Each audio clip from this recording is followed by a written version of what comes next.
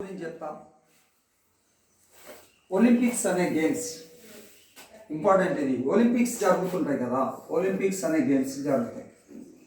This Olympics, ఈ Olympics వచ్చేసి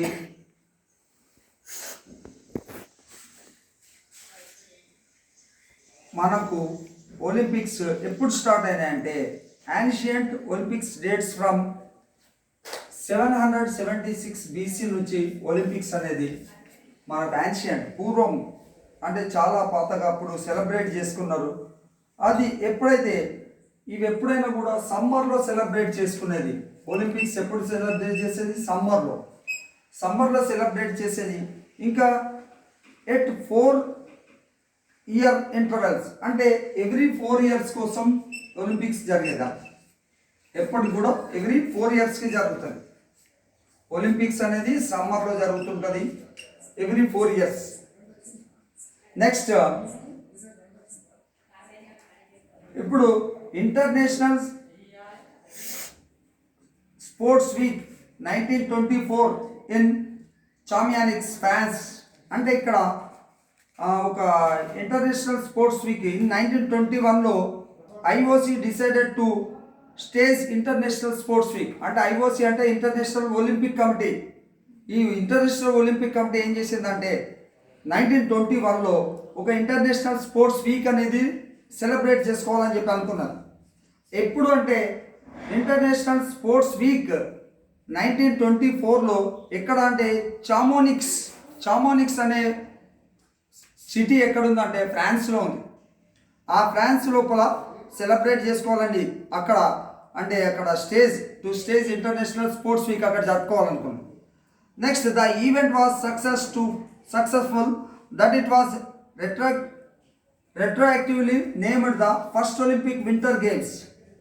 అయితే ఆ చామోనిక్స్ అనే దగ్గర అక్కడ ఫస్ట్ ఒలింపిక్ వింటర్ గేమ్స్ అనేది స్టార్ట్ అయింది. ఎక్కడ స్టార్ట్ అయింది ఫస్ట్ ఒలింపిక్ వింటర్ గేమ్స్? అంటే ఎక్కువ ఒలింపిక్ గేమ్స్ అనేవి సమ్మర్లో జరుగుతాయి. వింటర్ ఒలింపిక్స్ కూడా స్టార్ట్ చేయడం జరిగింది. ఎప్పటి నుంచి అంటే 1921లో డిసైడ్ అయినాము. 1924లో first Olympic winter games start అయింది. ఫస్ట్ ఒలింపిక్ వింటర్ గేమ్స్ అంటే చలికాలంలో కూడా వింటర్లో కూడా ఒలింపిక్ గేమ్స్ జరుగుతున్నాయి. Winter Olympic games, first Olympic winter games ఎప్పుడు స్టార్ట్ అయింది? 1924లో. ఎక్కడ స్టార్ట్ అయింది? చామోనిక్స్. ఈ చామోనిక్స్ అనేది ఎక్కడుంది? ఫ్రాన్స్లో ఉంది.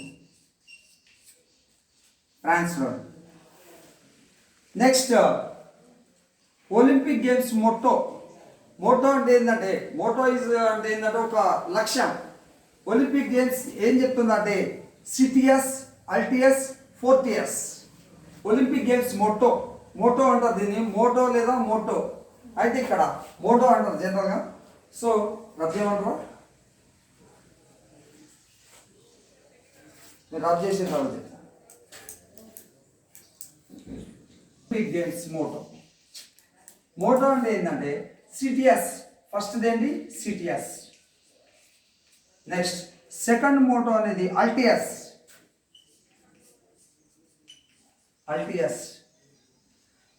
నెక్స్ట్ ఇంకొకటి ఫోర్టియస్.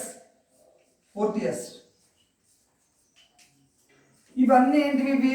ఈ మోటో ఇవన్నీ ఏంటంటే లాటిన్ వర్డ్స్. వీటికి ఏం వర్డ్స్ అంటారు? Latin words. ఈ లాటిన్ వర్డ్స్కి మీనింగ్ ఏంటంటే వచ్చేసి ఒక్కొక్క దానికి ఒక్కొక్క మీనింగ్ ఉంది. సో సిటియస్ అంటే స్విఫ్టర్. నెక్స్ట్ ఇంకోటి ఏంటంటే హయ్యర్. అల్టియస్ అంటే ఏంది? హయ్యర్ అంటే ఎత్తుగా ఎదగడం. Swifter, higher. ఇంకొకటి ఏంటండి? ఫోర్టియస్ అంటే స్ట్రాంగర్. స్ట్రాంగర్ అంటే వీటి 3 మీనింగ్ ఏంటంటే స్విఫ్టర్ క్రమక్రమంగా హయ్యర్ ఎదగడం, స్ట్రాంగర్ బలంగా ఉండడం అనేది ఇక్కడ మూడింటికి. మోటో అంటే ఒక లక్ష్యం. ఒలింపిక్స్కి ఉండాల్సిన లక్ష్యం ఏంది? సిటిఎస్, అల్టిఎస్, ఫోర్టిఎస్, ఇవి లాటిన్ వర్డ్స్. నెక్స్ట్ ఇంకా ఇక్కడ ఏంటంటే they were composed in 1897 by Reverend Father Didon. ఇక్కడ ఇది ఎవరు కంపోజ్ చేశారు?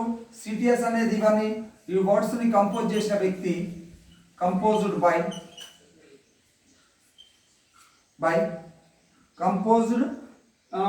ఇన్ 1897లో 1897లో కంపోజ్ చేయబడ్డది బై రెవరెండ్. ఆర్ఈవి అంటే రెవరెండ్ ఫాదర్. క్రిస్టియన్ ఉంటారు కదా, ఫాదర్స్ అంటారు, ఫాదర్. ఆయన పేరేంది? డైడాన్ లేదా డిడాన్ అనండి, డిడాన్. ఈయన ఈ 3 పేర్లను మోటోని ఒలింపిక్స్ గేమ్స్ యొక్క మోటో ఎవరు ఏర్పరిచారు అంటే ఎవరు చెప్పాలి? 1897లో Reverend Father Didon. Next friend of Baron Pierre de Coubertin and introduced in the 1920 games for the first time. ఇది కంపోజ్ చేశారు. మరి ఈ మోటోని ఎప్పుడు ఇంట్రడ్యూస్ చేశారు? 1920లో ఇంట్రడ్యూస్ చేశారు. కంపోజ్ తయారు చేసింది మాత్రం 1897లో. ఈ మోటోని ఇంట్రడ్యూస్డ్ ఇన్ ఏ గేమ్స్లో ఇంట్రడ్యూస్ చేశారు? 1920 ఒలింపిక్స్లో ఇంట్రడ్యూస్ చేశారు. Introduced in 1920.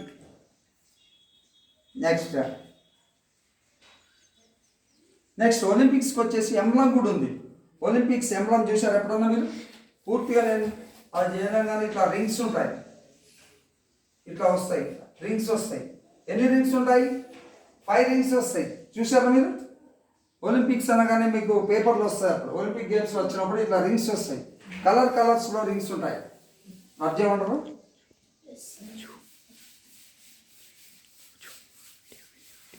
ఎంబలం అంటే ఏంది? చిహ్నం.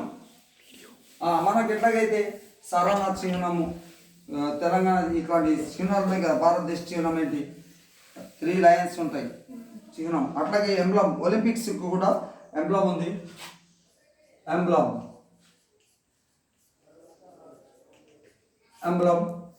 That is composed of 5 intertwined rings. అంటే 5 రింగ్స్ ఉన్నాయి దాంట్లో. ఎన్ని రింగ్స్ ఉంటాయి? ఒక దాంట్లో ఒకటి ఉన్న 5 రింగ్స్ ఉంటాయి. ఒక దాంట్లో ఒకటి ఇంటర్పిన్ అంటే ఏంది? ఒక దాంట్లో వచ్చి ఒకటి ఇట్లా ఇప్పుడు నేను చెప్పినట్టు ఇట్లా ఈ విధంగా వాటికి యునైట్ అయ్యి ఉంటాయి, కలిసిపోయి ఉంటాయి. ఇంటర్పిన్ అంటే ఒకదానికి ఒకటి లింక్ అయ్యి ఉంటాయి. అట్లా ఉన్న 5 రింగ్స్ ఉంటాయి. Each of different colour. అవి ఎట్లా ఉంటాయి ఆ rings? Each of different colour. ఒక్కొక్క దానికి ఒక్కొక్క రింగుకి ఒక్కొక్క కలర్ ఉంటుంది. Different colours. Olympic games start అయినప్పుడు మీరు చూడండి, పేపర్లో ఇస్తాడు, టీవీలో ఇస్తాడు, రింగ్స్ ఎంబ్లమ్స్ కూడా చూపెడతాం మనం. Next representing 5 continents of the world placed at the centre of the Olympic flag. Olympic flag ఉంటుంది కదా, ఆ జెండా లోపల ఇట్లా 5 రింగ్స్ ఉంటాయి. ఈ 5 రింగ్స్ దేన్ని చెప్తాయి? 5 కాంటినెంట్స్ని చెప్తాయి. కాంటినెంట్స్ అంటే ఏంది? ఖండాలు. 5 కాంటినెంట్స్ ఉంటాయి. మనకు ఖండాలు తెలుసు కదా. Continents Asia, Africa, Australia, Europe, America, south America, north America అని ఉంటాయి. సో మనకి ఎన్ని ఉన్నాయి? టోటల్గా ఎన్ని ఉన్నాయి కాంటినెంట్స్? 7 ఉన్నాయి. 7 కాంటినెంట్స్ ఉన్నాయి. బట్ ఈ ఒలింపిక్స్లో 5 కాంటినెంట్స్ రింగ్సే చూపెడతాం మనం, ఎందుకంటే అవే పార్టిసిపేట్ చేస్తుంటున్నాయి. సో దానికి అవి ఏమేమి కాంటినెంట్స్ కూడా చెప్తాను నేను. ఫస్ట్ కలర్ ఆఫ్ రింగ్ తీసుకుంటే, నేను ఇక్కడ పైన టైటిల్ రాస్తలేను, జస్ట్ బ్లూ రింగ్ అని రాస్తున్నాను. ఓకేనా? మీరు తెలుసుకోండి, బ్లూ రింగ్ దేన్ని డినోట్ చేస్తుంది అంటే, ఇది ఏ కాంటినెంట్ డినోట్ చేస్తుంది అంటే that is Europe. Europe continent ఉంది కదా, ఐరోపా ఖండం, దాన్ని బ్లూ రింగ్ డినోట్ చేస్తాయి. నెక్స్ట్ ఎల్లో రింగ్ వచ్చేసి ఆసియా. మన ఆసియా ఖండాన్ని డినోట్ చేసేది ఏంటి? ఎల్లో కలర్లో ఉండే ring Asia. Next black ring వచ్చేసి ఆఫ్రికా. బ్లాక్ అనగానే చీకటి ఖండం ఏది చెప్పండి? ఆఫ్రికాను చీకటి ఖండం అంటారు. So black ring Africa. Next red ring వచ్చేసి అమెరికా. కనిపిస్తుంది. Red ring America. Next green ring ఒకటి ఓషియానా. ఓషియానా అంటే it is nothing but Australia. ఆస్ట్రేలియానే మనము ఓషియానా అంటాం. Oceana.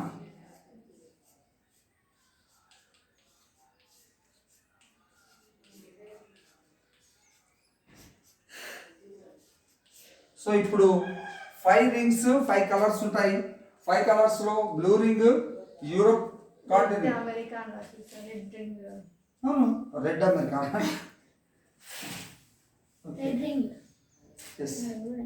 Red ring. Blue ring Europe, yellow ring Asia, black ring Africa, red ring America, green ring Oceania. మీరు ఇక్కడ ఏ ఎగ్జామ్స్కి jobs ఎగ్జామ్స్కి వెళ్ళినా కూడా ఇవన్నీ ఉపయోగపడతాయి. ఫస్ట్ ఒలింపిక్ సాంగ్ ఏంటంటే అఫీషియల్ ఒలింపిక్ సాంగ్. అదేంటిది? We can make this world a better world. ఇదే Olympic song. We can make అంటే ఇంగ్లీష్లో పాడతారు. We can make this world a better world అని చెప్పి వాడతారు. This is the Olympic song. We can make this world, ఈ ప్రపంచాన్ని ఏ better world, ఏ బెటర్గా చేస్తాం, మంచిగా చేస్తాం అనేది ఒలింపిక్ సాంగ్. మరి దీన్ని కూడా ఎవరు రాశారు? దానికి ఉంటుంది, ఎవరో వాళ్ళు రచయిత రాస్తారు. ఇప్పుడు నేను చెప్పాను, మన జనగణమన రాసింది ఎవరు? సాంగ్ రాసింది జనగణమన రాసింది ఎవరు? రవీంద్రనాథ్ ఠాగూర్. అదే మన బంగ్లాదేశ్కి కూడా ఒక సాంగ్ ఉంది, అమర్ సోనా బంగ్లా అని. అది కూడా రవీంద్రనాథ్ ఠాగూర్ రాశారు. రవీంద్రనాథ్ ఠాగూర్ రాసిన జనగణమన మనం ఎక్కడి నుంచి తీసుకుంటాం? ఏ బుక్ నుంచి తీసుకోబడ్డది? 1913లో గీతాంజలి అనే బుక్ ఉండే. ఆ బుక్ లోపల రవీంద్రనాథ్ ఠాగూర్ జనగణమన రాసి ఉన్నది. ఫస్ట్ నోబెల్ ప్రైజ్ సాహిత్యంలో పొందినది కూడా ఇండియాలో రవీంద్రనాథ్ ఠాగూరే. ఆయన రాసిన గీతాంజలి బుక్ నుండే జనగణమన అనే సాంగ్ని తీసుకున్నాం మనం. ఓకేనా? Next we can make this world a better world అనేది ఒలింపిక్ సాంగ్. ఇది this song written by Giorgio Morober. Written by ఎవరు రాశారు? ఇది జార్జియో మోరోబర్.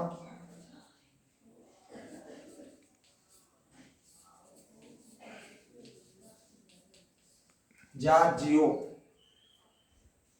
జియార్జియో సారీ వన్ జియార్జియో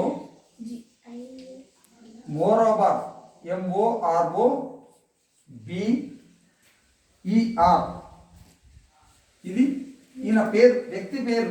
ఈ రాసిన వ్యక్తి జియార్జియో మోరోబర్. For the first time sung at the Seoul games in 1988. ఈ ఒలింపిక్ సాంగ్ మరి ఈయన రాశాడిన, కానీ ఫస్ట్ టైం ఈ ఒలింపిక్ సాంగ్ ఎక్కడ పాడారు? సియోల్ ఒలింపిక్స్ అనే దగ్గర పాడారు. సియోల్ అనేది ఎక్కడ ఉంది? సియోల్ అనే నగరం వచ్చేసి that is Korea. North Korea కాదు, South Korea. Seoul South Korea, South కొరియాలో ఉంది. ఆ సియోల్ నగరం లోపల 1988లో ఒలింపిక్స్ జరిగాయి. ఆ ఒలింపిక్ గేమ్స్ లోపల ఈ ఒలింపిక్ సాంగ్ను పాడారు. We can make this world a better world అనే ఒలింపిక్ సాంగ్ ఉంది. ఒకసారి మీరు యూట్యూబ్లో ఈ సాంగ్ కూడా కొట్టి వినొచ్చు.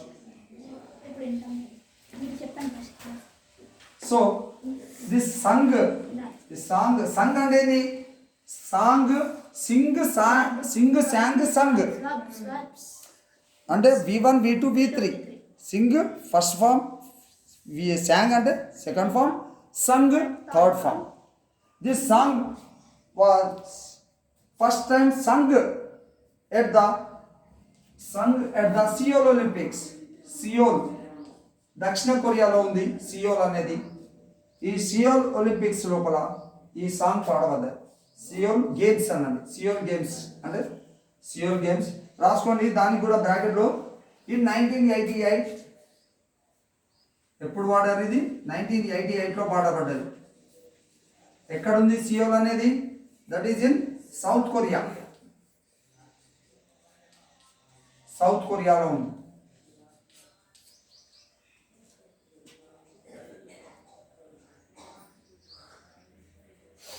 ఇక ముఖ్యమైనది వచ్చేసింది ఒలింపిక్ టార్చ్. మరి ఒలింపిక్ టార్చ్ అనేది ఉంటుంది.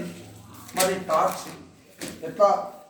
ద ఒలింపిక్ ఫ్లేమ్ అంటే అది మంట, ఒక దీపం లాగా పట్టుకుంటారు టార్చ్ని. మండుతున్న దీపాన్ని పట్టుకుంటారు. ఆ టార్చ్ పట్టుకొని ఆ ఫ్లేమ్ ఏం చేస్తారంటే, ఆ మంట దేన్ని సింబలైజ్ చేస్తారంటే the continuity between the ancient and the modern Olympics. Torch అంటే ఏంది? మనకు దీపం అంటే అర్థమైంది. మనం దీపాలు ఏమవుతాయి? లైట్ అనేది వెలుతురు ఇస్తాయి. మార్నింగ్ డేలో సన్ ఇస్తాడు, ఈవినింగ్ కాగానే దీపాలు వెలిగించుకుంటాం. ఆ దీపం అనేది కంటిన్యూటీ చేస్తుంటుంది, మళ్ళీ కంటిన్యూటీ అవుతుంటుంది. కంటిన్యూటీ అంటే ఇది యాన్షియంట్లో ఒలింపిక్స్ జరిగాయి. ఈ దీపాన్ని వెలిగించడానికి కారణం ఏంటంటే అదే ఒలింపిక్స్ ఇప్పటికీ కంటిన్యూ అవుతుంది అనే దానికి గుర్తు.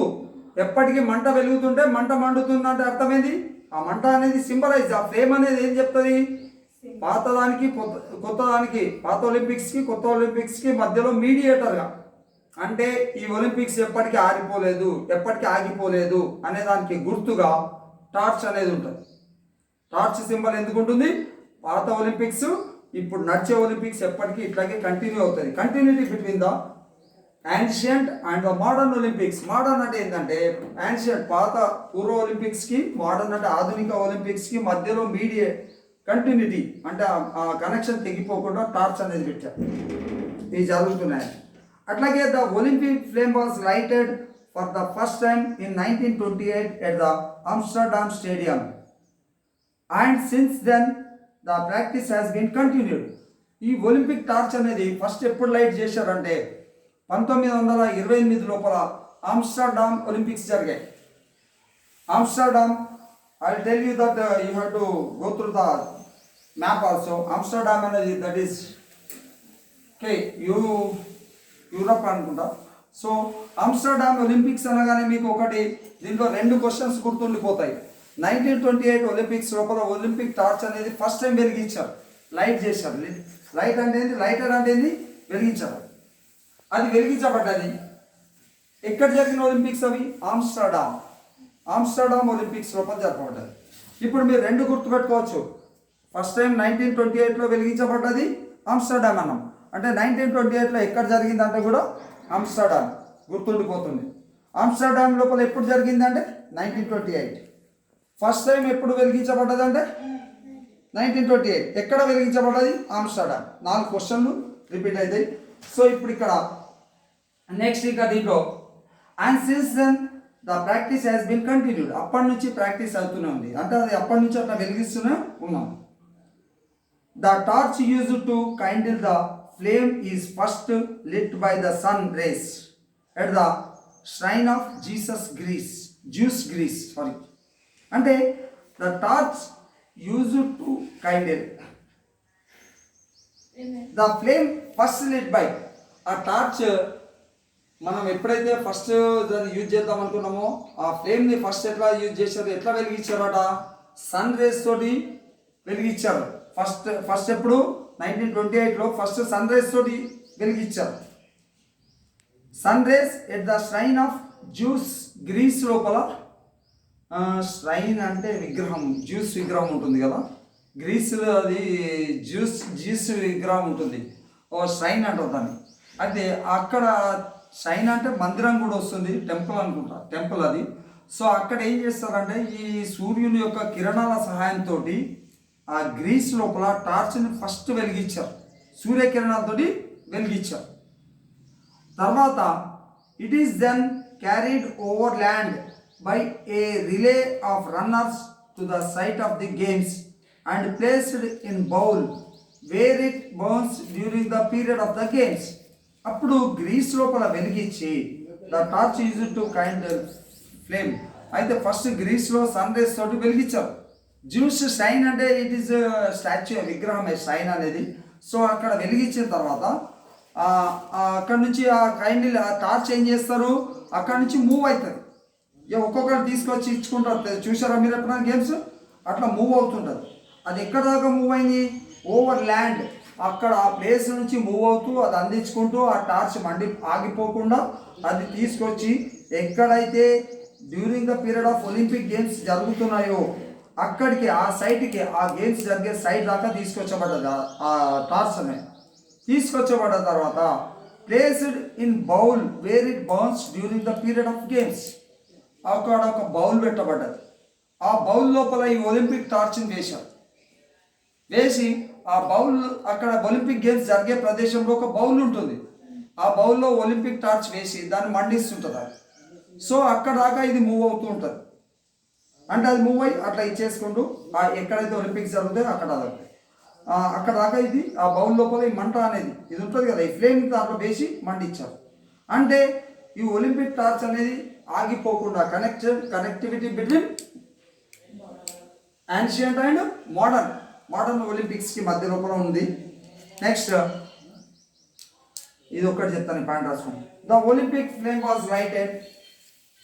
ఒలింపిక్ ఫ్లేమ్ అనేది లైట్ చేయబడ్డది. Olympic flame was lighted.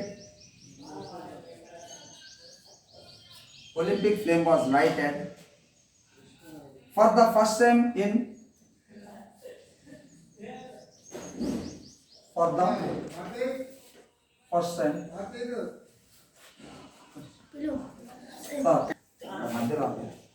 first time in 1928. 1928 లో స్టార్ట్ అయింది. ఒలింపిక్ టార్చ్ అనేది లైట్ చేయబడ్డది, వెలిగించబడ్డది at the Amsterdam stadium.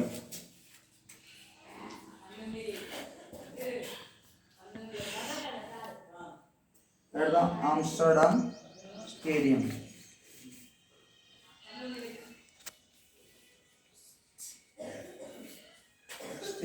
Amsterdam stadium అక్కడ first time వెలిగించబడ్డది.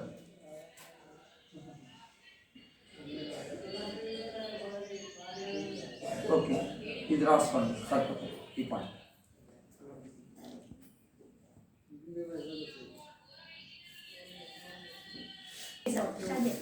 Kings history, sir. History and their titles. Kings and their titles.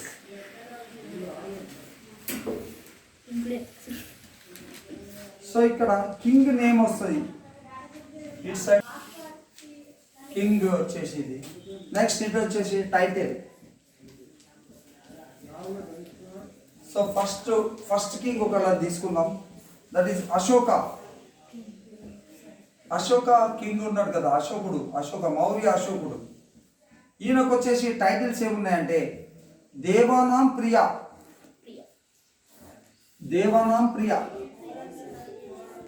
ఈ title ఉంది ఆయనకు, అశోకుడు దేవానాం ప్రియ. ఇంకేముందంటే ప్రియదర్శి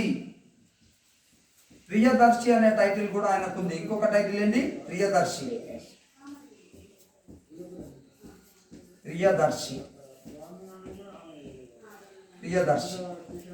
ఓకే, ఇంకో కింగ్, సెకండ్ కింగ్ వచ్చేసి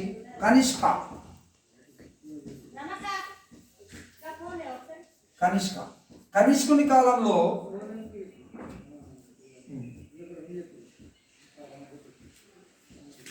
మీటింగ్ ఆఫ్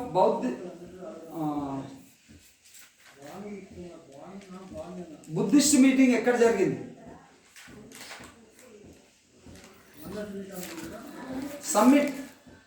బుద్ధిస్ట్ సమ్మిట్ జరిగింది కనిష్కుని కాలంలో. ఎక్కడ జరిగింది అది? మళ్ళీ చెప్పండి. కనిష్క అదొద్దు, జస్ట్ అవార్డ్స్ చెప్తా. వచ్చేసి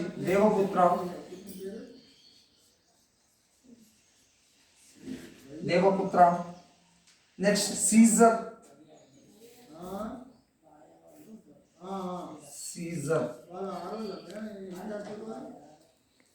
నెక్స్ట్ సెకండ్ అశోక. కనిష్కుని ఇంకేమంటారు? సెకండ్ అశోక. రెండవ అశోకుడు అని కూడా అంటారు కనిష్కుని. ఓకే, రెండవ అశోకుడు. నెక్స్ట్ సముద్రగుప్త. సముద్రగుప్త. ఈ సముద్రగుప్త కింగ్ ఈయనను ఏమంటారంటే కవిరాజ్ అంటారు. కవిరాజ్. ఈరోజు క్లాస్ విన్నావు కదా, సముద్రగుప్తుని ఏ ఏ టైటిల్ ఉంది, ఆయనకున్న బిరుదు ఏంటి? సముద్రగుప్తుడు. మార్నింగ్ చెప్పాను. భారతదేశ నెపోలియన్ అని ఎవరినంటాము? సముద్రగుప్తుడు. సముద్రగుప్త. ఇది రాశాను. సముద్రగుప్త.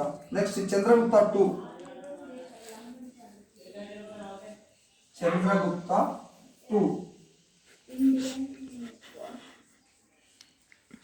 ఈ చంద్రగుప్త 2 అనేది ఈ రాజుకు విక్రమాదిత్య, శకారి, సాహసాంక అనే బిరుదులు ఉన్నాయి. విక్రమాదిత్య బిరుదు ఉంది, శకారి అనే బిరుదు ఉంది, సాహసాంక అనే బిరుదు కూడా ఉంది. విక్రమాదిత్య, నెక్స్ట్ శకారి. శకారి అనే బిరుదు ఉంది, సాహసాంక. సాహసాంక.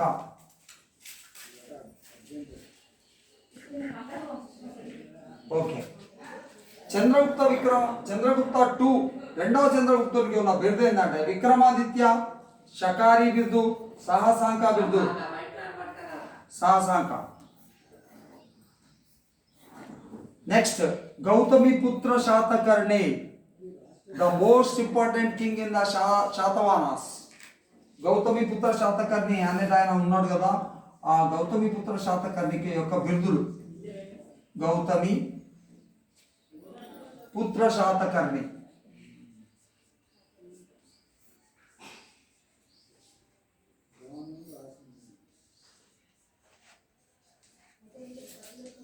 ఈ గౌతమిపుత్ర శాతకర్ణికి ఉన్న బిరుదులు ఏంటంటే ఏకబ్రాహ్మణ.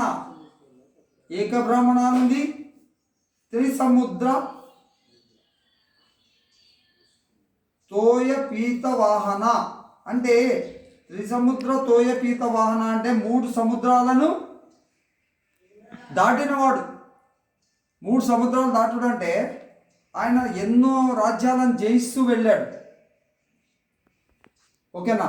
అందుకే త్రిసముద్ర తోయ పీత వాహన అనే బిరుదు ఎవరికి ఉంది? గౌతమిపుత్ర శాతకర్ణికి ఉంది.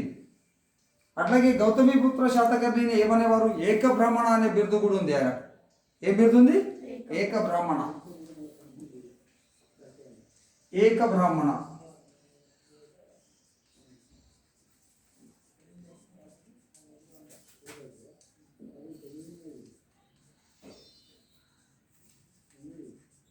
త్రిసముద్ర తోయ పీత వాహన. తోయ పీత వాహన.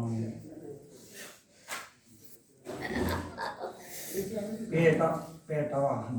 ఇట్లా ఇంగ్లీష్లో ఇట్లా ఉంటుంది వాహన. సో ఇంత పెద్ద ఉంటుంది. ఇంపార్టెంట్ ఇవి, the most important. Next Pallava Simha విష్ణువు. పల్లవ సింహ విష్ణువు అని ఎవరిని అనేవారు? ఆయనకున్న టైటిల్ ఏంటి? సింహ పల్లవుడు. అంటే పల్లవ సింహ విష్ణువు. పల్లవులలో సింహ విష్ణువు అనే రాజు ఉన్నాడు. ఆయనకు వచ్చేసి ఏం టైటిల్ ఉందంటే అవని సింహ. పల్లవ సింహ విష్ణు. ఈయనను అవని సింహ అనేది ఏమనేది? అవని. అవని అంటే ఏంది? భూమి. సింహ అంటే సింహం. అవని సింహ అంటే భూమికే సింహం లాంటి వాడు. భూమి మీద సింహం లాంటి వాడు.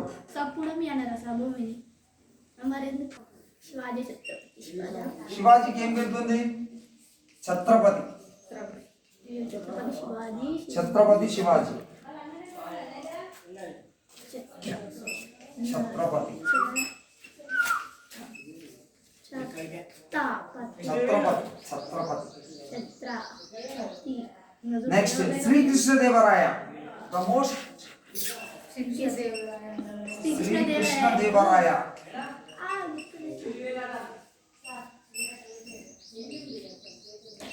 శ్రీకృష్ణదేవరాయకున్న టైటిల్ ఏంటంటే ఆంధ్రభోజ. ఆంధ్రభోజ.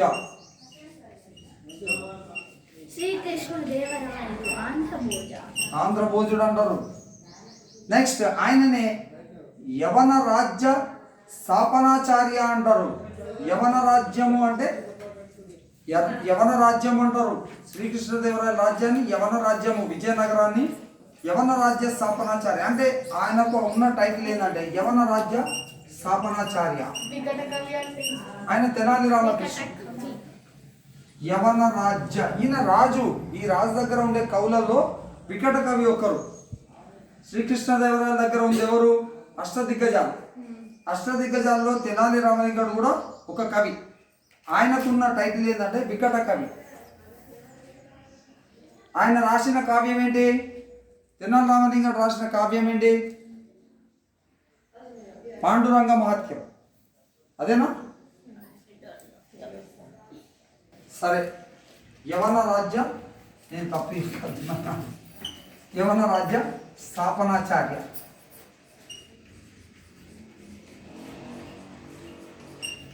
స్థాపనాచార్య అంటారు. నెక్స్ట్ శ్రీకృష్ణదేవరాయలకి ఇంకొక బిరుదు ఏంటంటే సాహితీ సమరాంగణ సార్వభౌమ. సాహితీ సమరాంగణ సమరాంగణ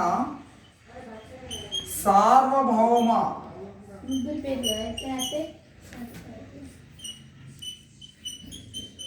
సార్వభౌమ.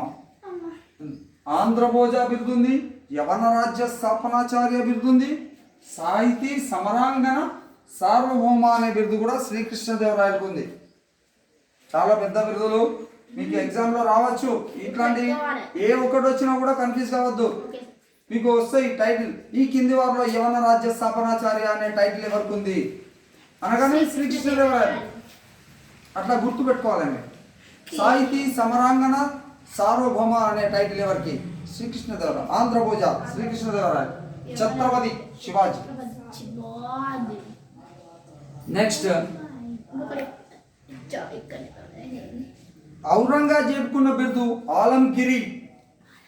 ఔరంగజేబ్.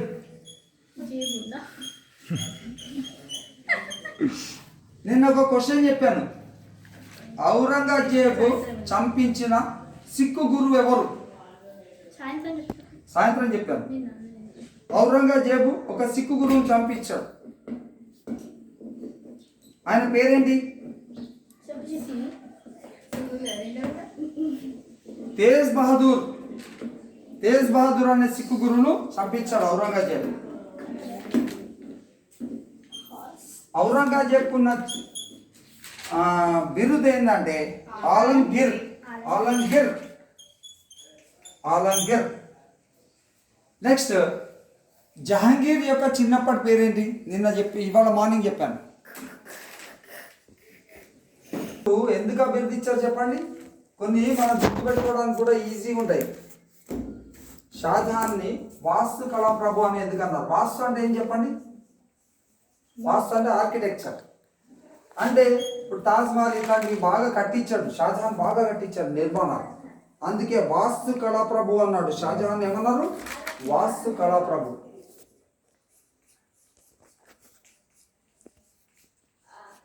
కళా ప్రభు అంటే వాస్తు కళ ఉన్న రాజు ఎవరు? వాస్తు కళ ఉన్న రాజు ఎవరు? షాజహాన్.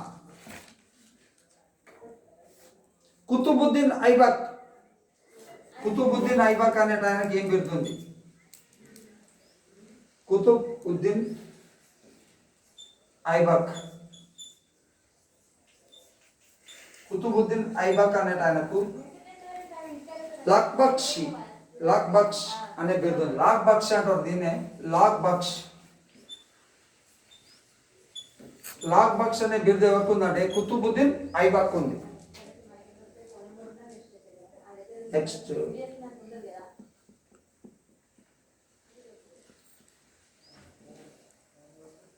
రాజేంద్ర చోళ. ఈ రాజేంద్ర చోళుడు కట్టిన టెంపుల్ తెలుసా మీకు? రాజేంద్ర చోళుడు కట్టిన టెంపుల్ గంగైకొండన్ అనే బిరుదుంది ఇతనికి. కడలగొండన్ సముద్రదేశ్వర రాజేంద్ర చోళుడు